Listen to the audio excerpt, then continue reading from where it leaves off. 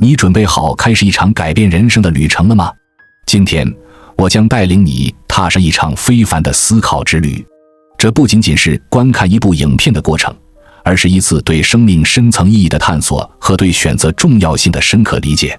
在接下来的时间里，我们将共同探讨如何在每日看似平凡的决策中发现自己的人生方向。我要求你全神贯注于这次旅程，不再迷失于无休止的犹豫和迷茫中。我们将一起揭开生命神秘的面纱，照亮前行的路。这是一次严肃的自我发现之旅，不容错过。做好准备迎接挑战了吗？那么，就让我们一起观看这部影片，开始重塑你的人生轨迹。这不仅是观影的机会，而是一次改变命运的决定性时刻。让我们立刻开始这段旅程吧。1. 如何在不同年龄阶段应对挑战与转变？在职场旅程中，你会面临许多挑战和转折。正如在外企工作的观察所示，年轻员工的活力与40岁以上经理人的职业困境形成鲜明对比。外企员工的成功往往与公司的整体表现紧密相关，而非单纯个人能力的体现。这是一个重要的启示，在职场中，个人的成长与整体环境密切相关。我想告诉你，对职业生涯的看待需要有长远的眼光。职业生涯就像一场马拉松，出赛时每个人的起点都相似，努力和认真可以使你脱颖而出。然而，随着职业生涯的推进，竞争压力会增加，你需要适应不断变化的环境和挑战。请记住，短期内的成功与失败并不定义你的整个职业生涯。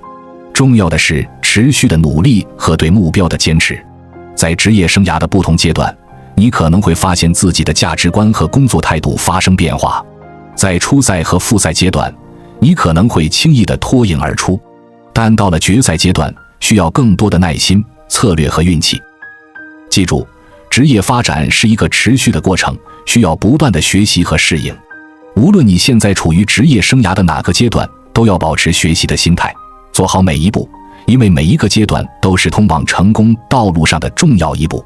与此同时，保持冷静和专注，专注于你的长期目标，而不是仅仅局限于眼前的成功和失败。2. 你对目前的工作满意吗？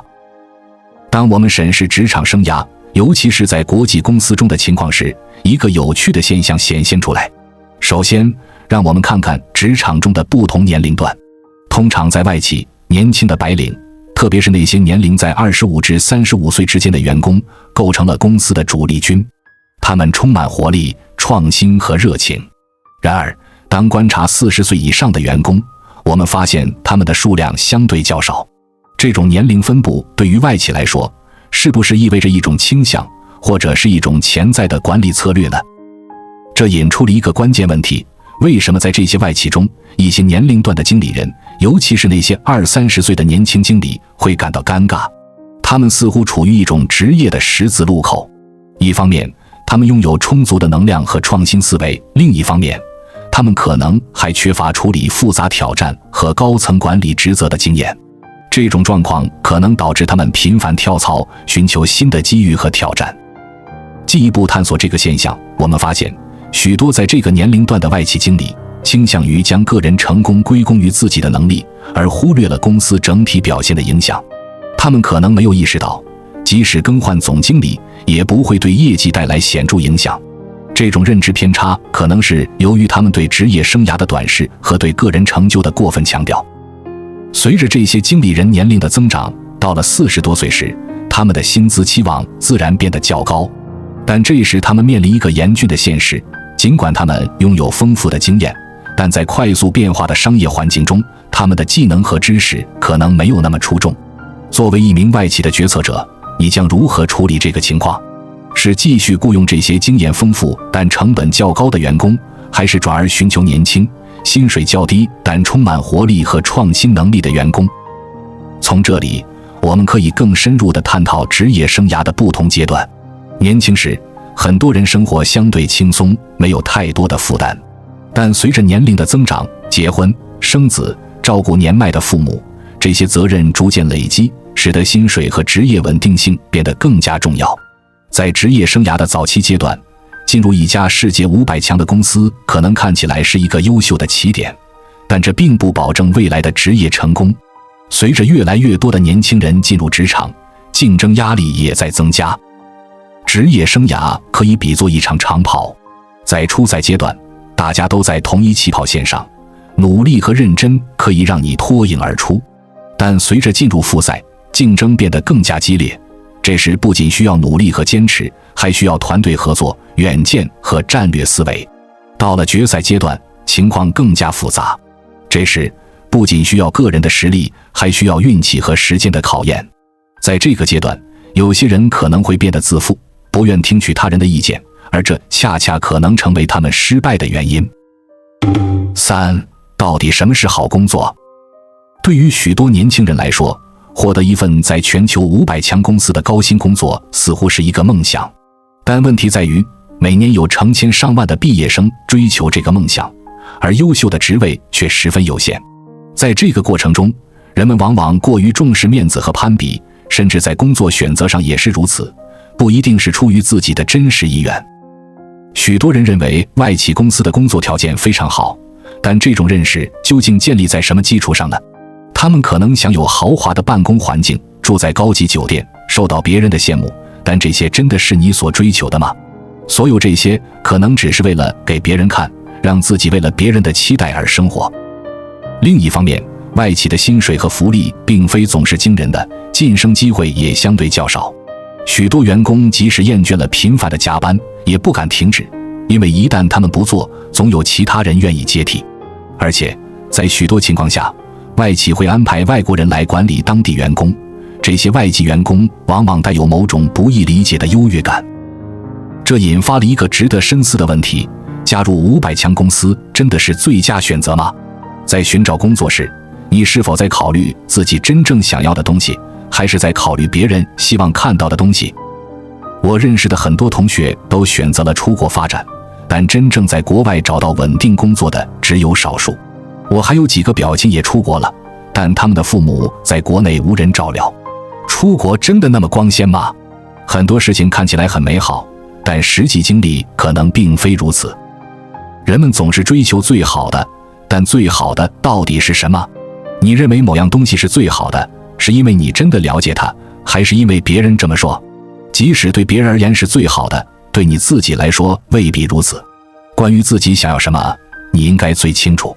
别人的意见并不那么重要，你的生活不应该被别人的看法所左右，无论是亲戚、朋友还是同事。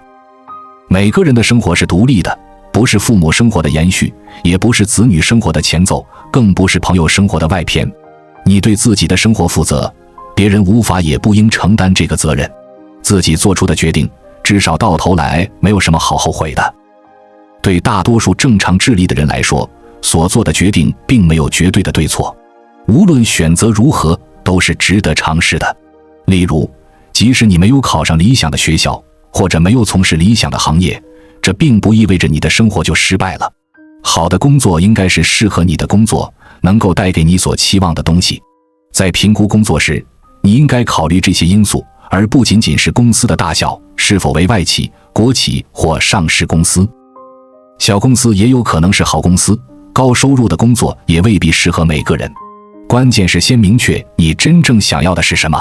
如果你不清楚自己的目标，就永远找不到适合自己的好工作，因为你总会觉得得不到的东西最好，而忽略了已经拥有的。也许最好的东西就在你身边，只是你还没有学会珍惜。人们往往过分关注无法得到的东西，而忽略了那些已经拥有的。在我们进一步探索之前，别忘了关注才知道并点击小铃铛，我们将继续揭示更多关于金钱的真相，助你迅速实现财务自由。4. 如何在普通人的生活中找寻真正的快乐和成功？在探讨励志和职业发展的路径时，我发现亚洲华人社区和西方国家的励志文化存在显著差异。亚洲华人社会往往鼓励人们抱有宏伟的志向，希望通过艰苦奋斗，终有一天能够富贵成功。而西方的励志文化更多地鼓励人们勇敢面对现实生活的挑战，关注普通人的困境。虽然两者最终的目标都可能是财富和成功，但出发点和路径有所不同。相对而言，西方的励志方式在实际操作上更加现实，而亚洲的励志文化往往需要通过无数失败者的故事来塑造一个成功者。我们大多数人都是普通人，这意味着概率对我们来说是非常精确的。因此，我们可能不会中彩票赢得500万，不会成为比尔、盖茨或李嘉诚，也不会经历极端不幸的事件。我们中的大多数人不会创业成功，但我们中有30%的人可能会离婚，大部分人能活过65岁。在考虑自己想要什么时，请务必保持现实。如果你的目标是成为李嘉诚或比尔、盖茨，很抱歉，我无法帮到你。这样的人物往往是命运的恩赐，看我的影片绝不会使你成为他们。王侯将相本无种，但真正当皇帝的人毕竟寥寥无几。设立宏大的目标对于喜欢挑战的人来说可能有益，但对大多数普通人来说可能会导致心灰意冷，容易放弃。寻找自己想要的东西，不是与别人比赛，不是比拼谁的目标更高更远。成为李嘉诚这样的人虽然是个宏伟的目标，但你未必会从这个目标以及追求过程中获得快乐，而且实际上你也几乎不可能做到。你需要倾听自己内心的声音，寻找真正能让你快乐的东西。所谓的目标其实没有高低之分，你不需要因为自己的目标不如别人的远大而感到不安。成功的大小不同，但快乐是一样的。我们追求的其实是成功带来的快乐，而不是成功本身。在职业生涯的道路上，我们常被攀比的心态所蒙蔽，忘记了我们真正追求的是什么，忘记了是什么能使我们更快乐。社会上充斥着一夜暴富的故事，这些故事在我们心中掀起波澜，但这些波澜只会打翻承载我们目标的小船，并不会让我们也一夜之间暴富。我们常说只见贼吃肉，不见贼挨揍。我们这些普通人既没有当贼的勇气，也缺乏必要的决断和狠辣。虽然羡慕那些成功者，但更害怕失败的代价。偶尔看到几个成功的例子就心动不已，或是感到不公平，但真正要我们去冒这些风险，我们大多数人都会犹豫不前。我选择过普通人的生活，追求普通人的快乐，至少晚上能安心入睡，这就是我的选择。每个人的选择都有其价值，成功和快乐的定义因人而异。重要的是找到适合自己的道路，而不是盲目追随他人的脚步。5. 跳槽是否能够解决问题？工作是一项需要理智处理的任务，因此在工作中不应过分展现个性。社交平台上的赞誉和个性展示并不能豁免你的账单。当你用个性化的方式辞退老板或嘲讽人力资源部门时，账单依然存在，只是你赚钱的机会变少了。这种做法除了对你自己，不会对其他人造成损失。我不反对跳槽，但跳槽并非解决问题的万能钥匙。频繁跳槽可能会让人觉得你缺乏忠诚度和稳定性。如今，许多人通过网络寻找工作，而一些招聘网站可能给出一些不切实际的建议。这些网站作为盈利企业，从促进频繁跳槽中获利。他们会告诉你薪水偏低，待遇不好，赞美自由奔放的灵魂，但他们并不关心你是否因此无法安心工作、解决问题或更快乐。跳槽确实说明存在问题，但多数问题无法通过逃避解决。如果在当前公司无法解决的问题，在下一个公司很可能也无法解决。在90%的情况下，你所在的公司并没有那么糟糕，你认为不错的公司也没有那么好。正如《围城》所说，城里的人想冲出去，城外的人想冲进去。每个公司都有自己的问题，没有完美的公司。换了环境，你也不知道会遇到什么问题，与其这样，不如解决当前的问题。生活和职业生涯的曲线应该是曲折向上的，偶尔会有低谷，但总体趋势是向上的，而不应像脉冲波一样回到起点。一些30多岁的面试者有4-5次工作经历，每次工作时间不长，最终又回到起点，从初级职位开始与20多岁的年轻人竞争。这种生活方式很艰辛。我不赞成在一个行业工作超过3年后换行业。35岁以前，我们的生存资本靠打拼；35岁以后靠积累，包括人际关系、经验、人脉和口碑等。频繁更换行业意味着之前的积累白费，一切从头开始。如果换了2次行业，到35岁时只有少量积累，而没有换行业的人至少有10年积累。工作2-3年时，很多人觉得遇到瓶颈，心情烦闷，就想辞职或换行业，希望能抛开烦恼。但这样做只是让你重新开始，同样的困难还会出现。熬过去就是一大步的进步。每个人的职业生涯中都会遇到几个瓶颈，熬过去的人就会领先。在长跑中，开始时很轻松，但很快会遇到第一次难受，过了这一段又能跑很长一段路。坚持下去是关键，虽然难受一次比一次厉害，但坚持到最后的人也不多。这点资本足以让你安稳度过一生。工作2-3年后，大多数人会成熟，但可能陷入重复，感到厌倦。这时很多人误以为比赛已经结束，但实际上比赛才刚刚开始。你需要了解客户、老板、下属的烦恼，只有这样才能真正获得成功。如果你都不了解他们，怎么能指望他们帮你完成目标？成功的关键在于持续努力和积累。6. 等待和耐心的重要性。这个话题确实是许多人不愿面对的，因为它涉及到生活的不公平和个人奋斗的现实性。我们常听到这样的话，并不是每次穿红灯都会被撞，不是每个罪犯都会被抓到，也不是每个错误都会得到惩罚。这些都是现实生活中常见的不公平现象。更严峻的现实是，你的努力、坚持和善意并不总是能得到公正的回报。这就是生活的现实。在这样的世道下，我们要问自己，是否有勇气推翻现存的秩序？如果没有，我们又能怎样更好地适应这个世界？答案很多时候在于耐心和信心。每个人都会遇到不公平的事情，但安心等待往往是最好的办法。我们需要耐得住寂寞，等待属于自己的时刻。许多成功人士，如周润发、刘德华、周星驰、王菲、张艺谋等，都曾经历过漫长的等待和耐心。他们的成功背后是无数不为人知的辛苦和挫折。然而，这并不意味着每个人都能够通过忍耐和等待获得成功。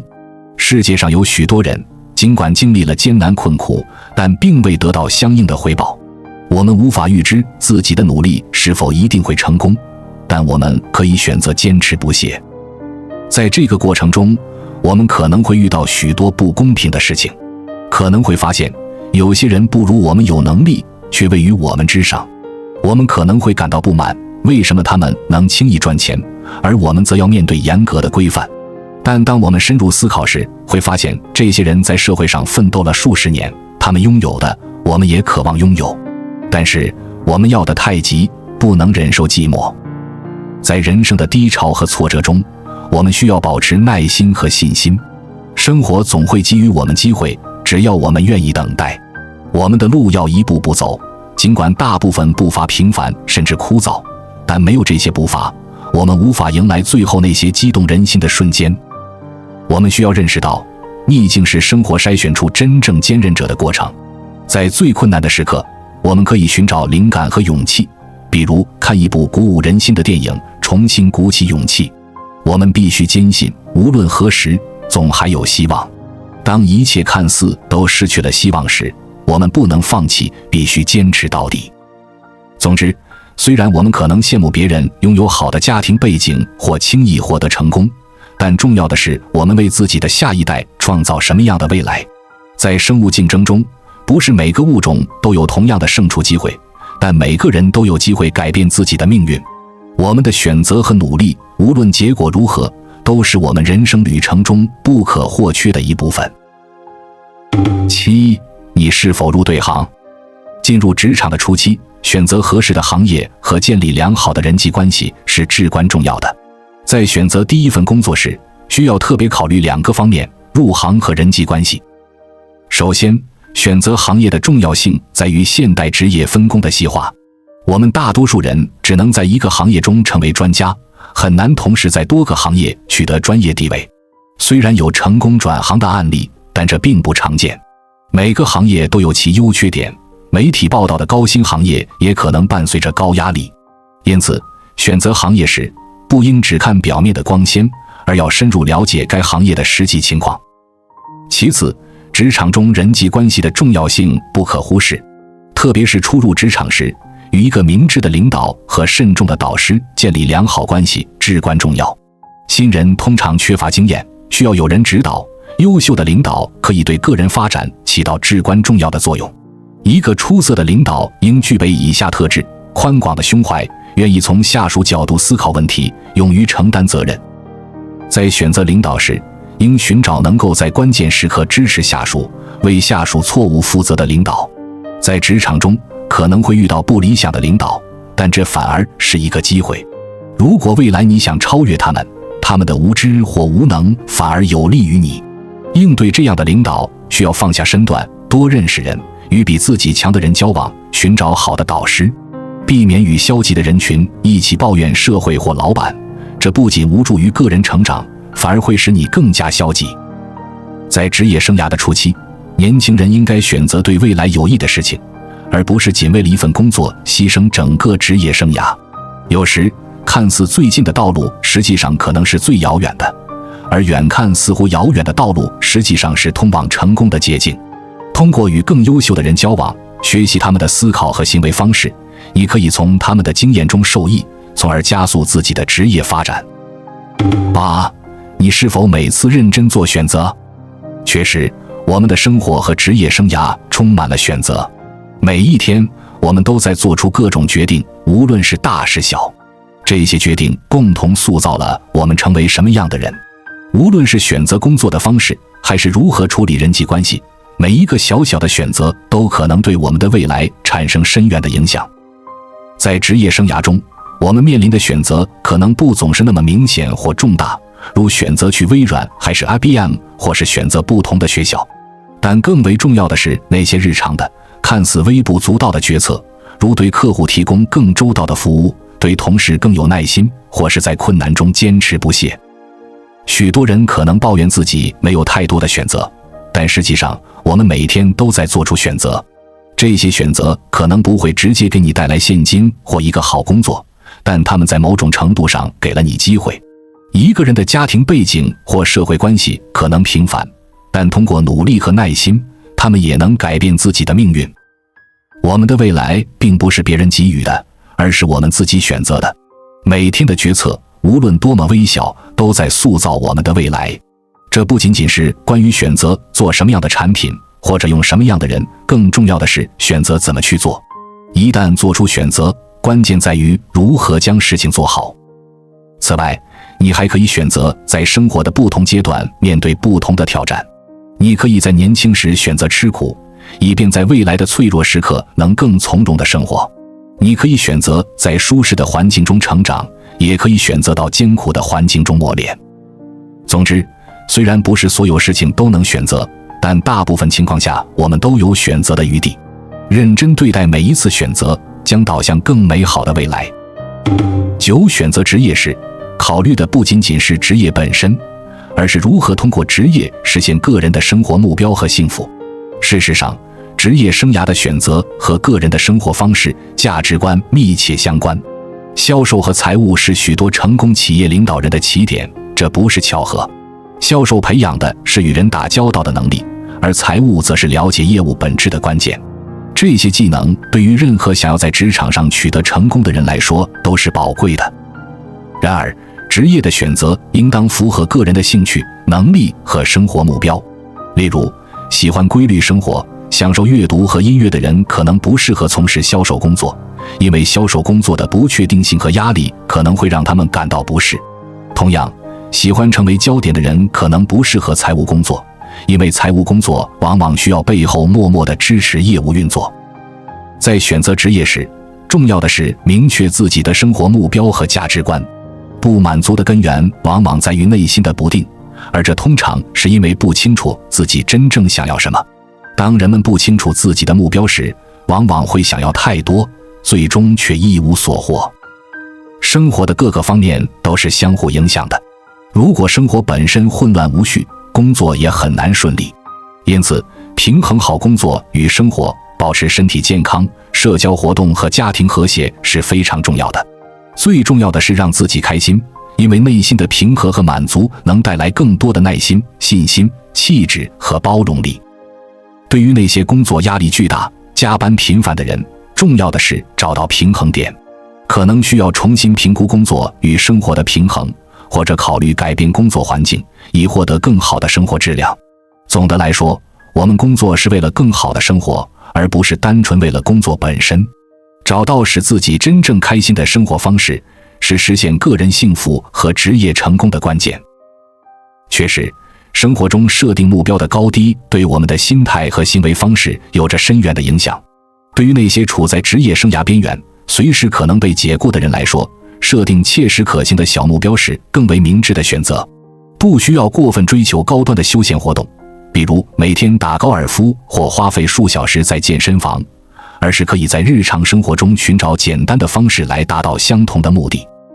例如，可以在上下班途中增加步行距离，选择走楼梯而不是乘电梯，或在办公间隙做一些简单的体操。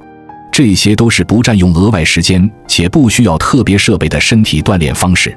社交方面，也不必参加大型或频繁的活动，偶尔的小聚会或参加兴趣小组，比如周末的音乐班或绘画班，就能满足社交需求。开始时可能会有些困难，但一旦迈出这一步，就能慢慢进入良性循环。相反，如果每天都沉浸在工作的痛苦和生活的苦闷中，就很容易陷入恶性循环，使生活变得更加糟糕。生活就像一部电影，我们既是导演，又是编剧，更是主演。在这部电影中，我们感受到每一个决策的力量，可能也会激发对未来的勇气。每一个选择都是通往不同人生画面的一步。希望你在每一步中都能找到自己的亮点，勇敢地迈向更美好的明天。因为你的人生由你自己主演。关注我，我是才知道，带你解锁更多金钱的真相。